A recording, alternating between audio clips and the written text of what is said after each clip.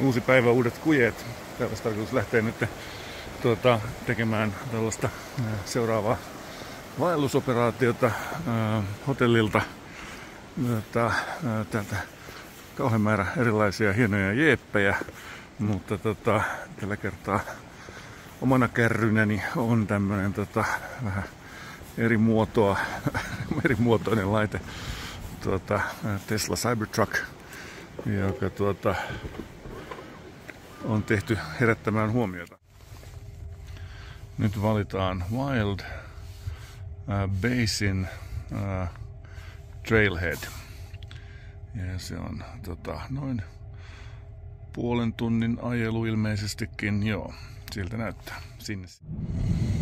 On täällä hienot maisemat ja tiet ja paikat kaiken kaikkiaan, että tällaista jotain kunnon graniittia täällä ilmeisesti on aika paljon tässä maaperässä.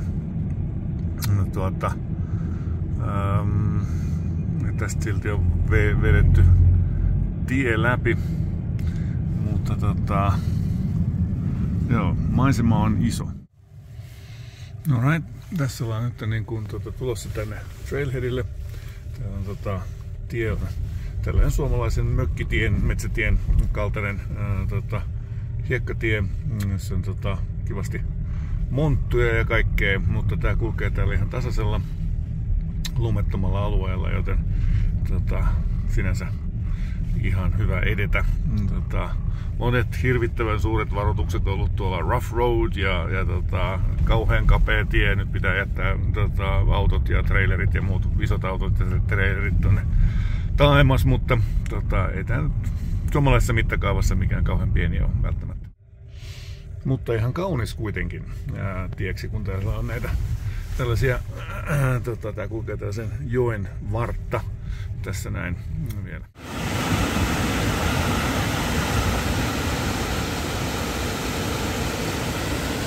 Copeland Falls. Joo, on tää aika erilaista meininkiä täällä tällä kertaa nyt kuin eilen, eli metsä on tällaista leppoisaa suomalaista ja korkeuserot ovat hyvin maltillisia, mitataan kymmenissä eikä sadoissa metreissä, ainakin tähän asti vielä. Eli tuossa tosiaan tuollainen joki kulkee tuossa vieressä ja tässä on nyt ensiksi 3 kilsaa tällaista lepposaa ja sen jälkeen sitten niin alkaa pikkuhiljaa kiipeäminen, jotta pääsee lähemmäksi noita vesiputouksia.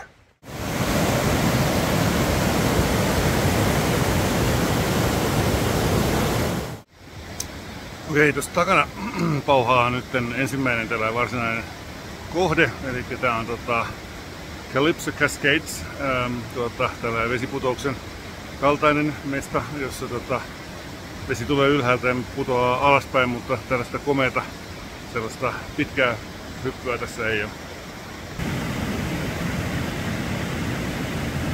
Korkeuserot on suuria ja vesimäärätkin on aika suuria varmastikin.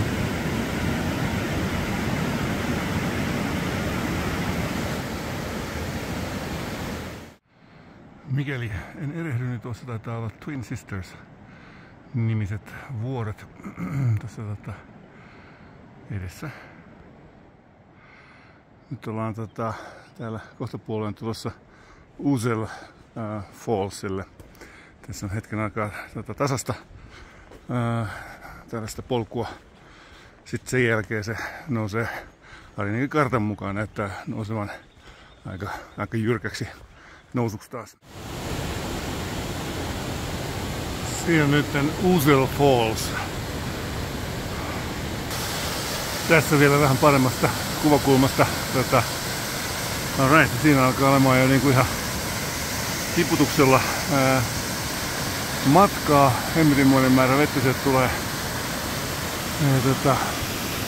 Muutenkin komia mesta. Hikeä kukkaa. Tähän mennessä nousua on ollut 280 metriä. Eli ihan hyvän laskettelurinteen verran, alppilaskettelurinteen verran korkeuseroa tähän mennessä kertynyt. Pientä panoraamakuvaa täältä tällaiselta sopivalta nyppylältä.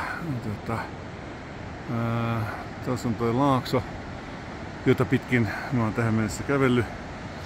Ja tosiaan tuossa noin joet ja vesiputokset jylisee tuossa alla. Makea mesta.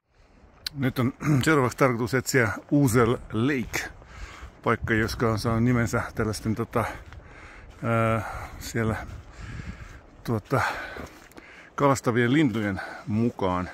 Täällä on välillä näkyy vähän lunta. Siellä täällä makeen näköinen tää treili, kun tää kiemurtelee tällaisten jättikokoisten siirtolohkareiden välissä. Tää metsä on omituisen hiljainen.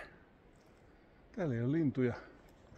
Kukaan ei laula eikä piipitä eikä rätkytä eikä mitään. Tämä on aika erilainen kuin suomalainen metsä. Tällaisessa vaiheessa, kun lumi on alkanut sulamaan ja kevät alkaa näyttää merkkejään. Jännä juttu. Ei kuulu muuta kuin ton joen kosken lähestyminen, kun tää matka etenee tänne taas seuraaville vesiputouksille.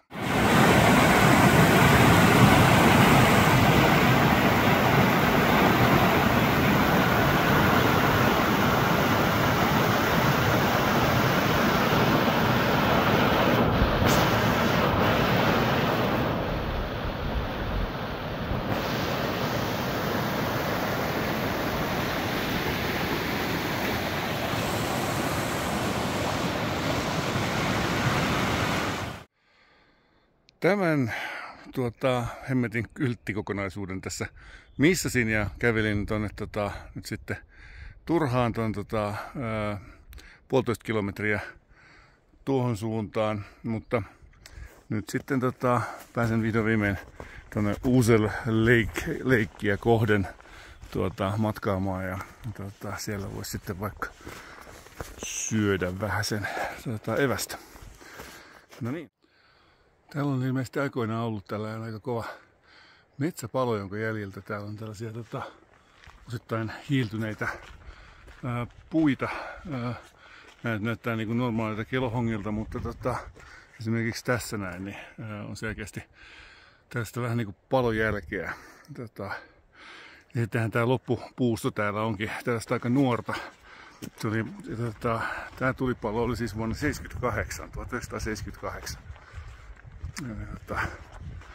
Siitä on jo jonkun verran aikaa.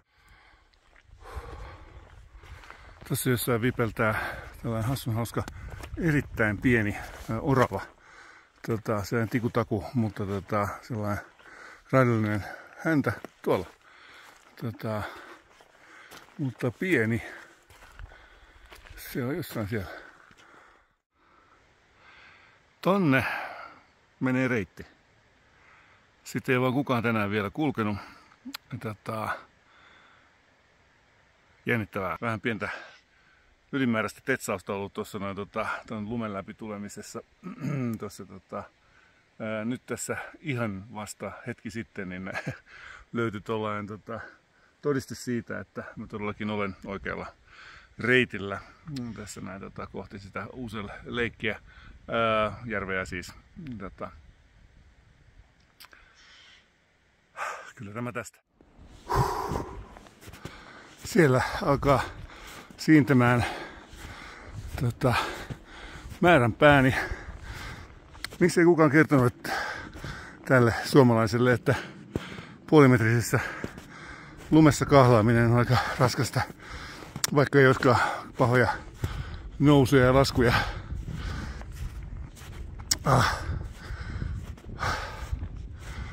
Se nyt on. Tämän pidemmälle en mene. Todellakaan. Täällä nyt lounas. Okei, ihan makeen näköistä. Ouzel Lake.